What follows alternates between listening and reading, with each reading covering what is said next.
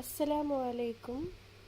ഇന്ന് ഞാൻ വന്നിരിക്കുന്നത് ഒരു ഈസി ആയിട്ടുള്ള കണ്ടൻസ്ഡ് മിൽക്കിൻ്റെ റെസിപ്പിയുമായിട്ടാണ്. ഇതിനായി ഞാനിവിടെ ഒരു സോസ് പാൻ ഗ്യാസ് സ്റ്റൗവിൽ വെച്ചിട്ടുണ്ട്. ഇനി ഇതിലേക്ക് 1/2 കപ്പ് പഞ്ചസാര ചേർത്ത് കൊടുക്കാം. ഇനി 1/2 കപ്പ് വെള്ളം കൂടി ചേർത്ത് കൊടുക്കാം. പഞ്ചസാരയുടെ അതേ അളവിൽ തന്നെ ആയിരിക്കണം വെള്ളത്തിൻ്റെയും അളവ്.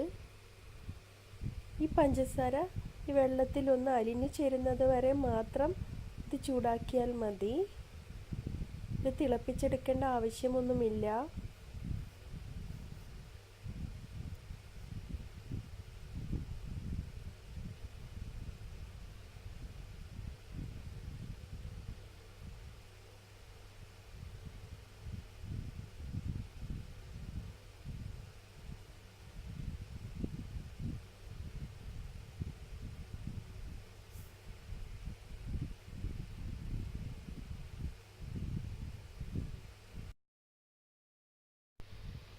ഇപ്പോൾ പഞ്ചസാര നന്നായി അലിഞ്ഞു വന്നിട്ടുണ്ട്.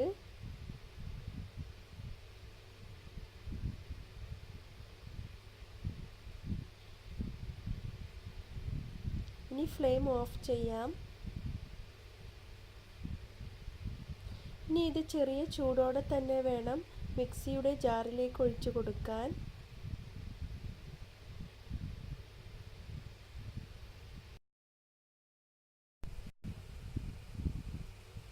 ഇനി ഇതിലേക്ക് 1 കപ്പ് പാൽപ്പൊടി ചേർത്ത് കൊടുക്കാം.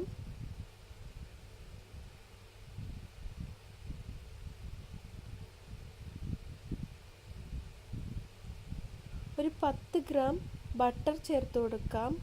ബട്ടർ ഇല്ലെങ്കിൽ നെയ്യായാലും മതി. ഇനി ഇത് നന്നായി ഒന്ന് അടിച്ചെടുക്കാം.